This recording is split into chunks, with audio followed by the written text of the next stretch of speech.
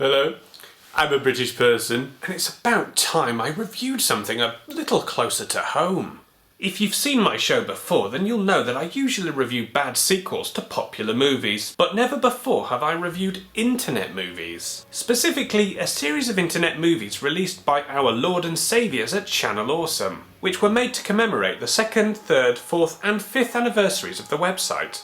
This ice is quite thick, completely unlike the ice that I'm currently walking on. For the 1st anniversary, Channel Awesome shoved a bunch of nerds in a room and made them pretend to fight. It was a fun video and exactly the right thing to produce with a large cast to celebrate the anniversary of a website. And then Kickassia came along, a feature-length version of the exact same premise. Only this one is set in a desert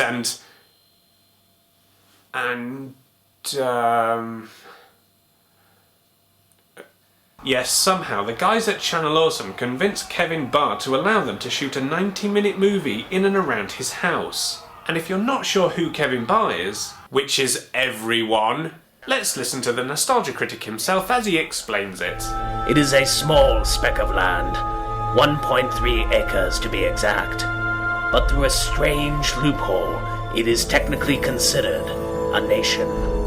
It is run by a man named Kevin Barr, who has declared himself the proud president of this land. Seems legit. And then we have more nostalgia critic as he sings over the opening credits.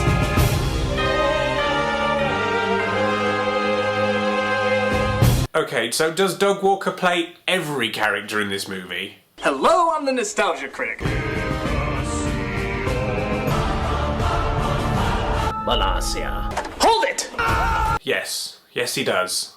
The critic has decided that he wants to take over Kickassia because, and he decides to get some help in the form of his fellow Channel Awesome reviewers. Or as I like to call it, are they still on the site? No, yes. 40%, good odds. For some reason, the Channel Awesomeites agreed to become terrorists and gather in a hotel room to discuss their plan. Are you a Nazi, Linkara? No! Because I don't want any Nazis around here! No, I'm not a Nazi!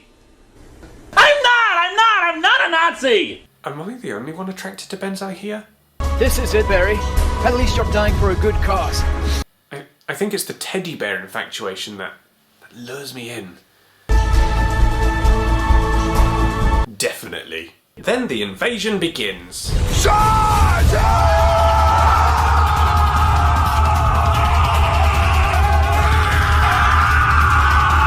Stop shouting! You'll give people on the internet a bad name. Naturally, Kevin Barr ain't having none of this shit and he shoots them all dead.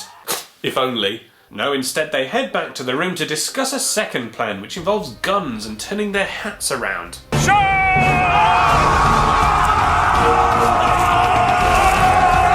That's not different, it's exactly the same! The critic also attempts to talk Spoonie into becoming his Dr. Insano character. Sometimes we all need to give in to the madness.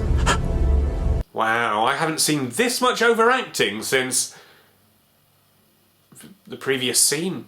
So the attackers attack and Kevin fights back with explosions that do no damage whatsoever.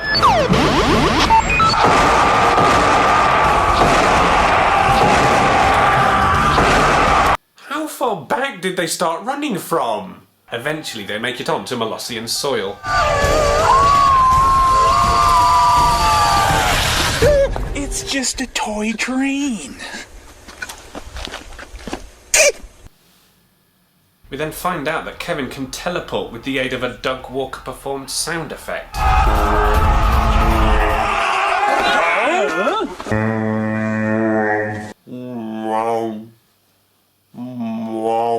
Sounds like a cat in pain. But then Lee becomes 3D Lee, which is significant apparently, and Channel Awesome wins. Who bloody rah! What then follows is 10 minutes of nothing. A news crew interviews each member of the newly founded Kickassia. I see what you did there. And crack jokes. I'm serious, that's all that happens. And we even have to wait an age for the inevitable payoff of Doug becoming M. Bison. Mr. Critic, would you say your diabolical plan is to take over the world? Naturally! Just do it. Well then, would you say your plan is to one day conquer the galaxy? Eventually! Say it already. Do you get a lot of pussy with that outfit? Of course! There we are.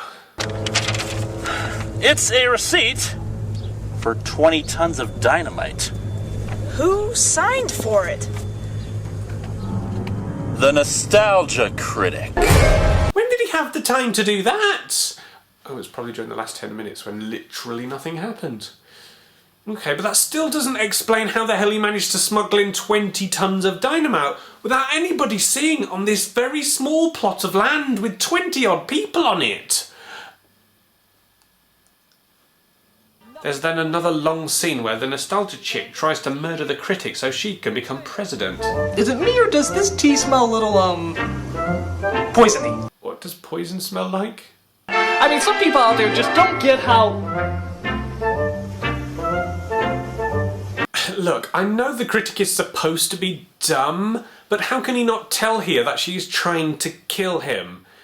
He's smart enough to take over a nation, but he can't tell that. The Channel Awesome crew then give the snob the job of confronting the critic about the dynamite receipt. What? Oh yeah, the whole place is wired. He didn't realise a gun pointed at his head was attempted murder, yet he could rig 20 tons of dynamite to a building. And where is all the dynamite anyway? 20 tons is a lot. Is it hidden? The snob then feeds this back to the crew, but the giddy little shit film brain heard the entire thing and tells the critic. Meaning the snob is banished from Kickassia. They decide that the only way to defeat the critic is by unleashing Dr. Insano. Damn it, man! He'll have plenty of time to set off the detonator! He'll kill us all! I can do this, Joe! I've seen Patton over 100 times! No! Please? No, it's too risky. Desperate times call for desperate measures. There is only one logical option. Angry Joe's expressions here are hilarious. It's like he just doesn't even give a shit. Just don't say the word Nintendo to him. Spoonie then transforms into Insano in a cool little scene, and he and the critic face off. Ow! In a punch-up. Why did they need Insano to do that? Anyone could have done that. Even well... And then electricity power, or at least it would be were it not for the very bright light of the window on the other side of the shot.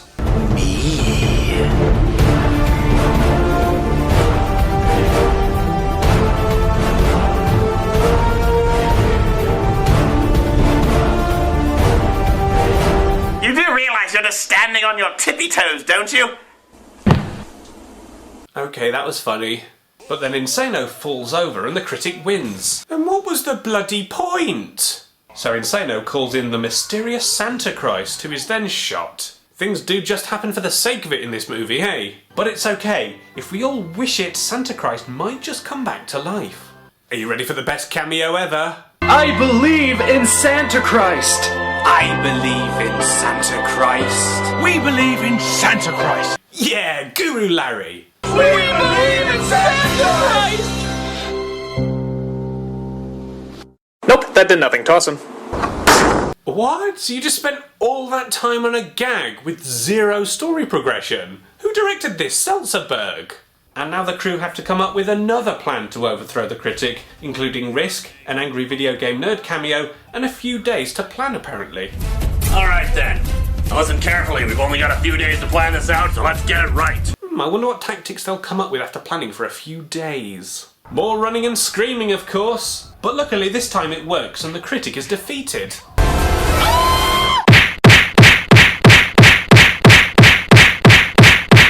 Could you not be bothered to film another fight scene? No? And after not being able to decide who should be the new president, they just give Molossia back to Kevin. So we're right back at where we started. So what was the point of any of that? Kickassia is pure, shameless fan service. Non-Channel Awesome viewers will be lost, but those who tuned in daily would get a real kick out of seeing their favourite reviewers on screen. The story is light and is there to piece together the set pieces and jokes. But it's charming and funny enough so that I was only 6, 7 or 8 times. So that was the Channel Awesome 2nd year anniversary movie, Kickassia. I wonder what we can expect from the 3rd year's anniversary movie. Something new perhaps? Oh, son of a bitch!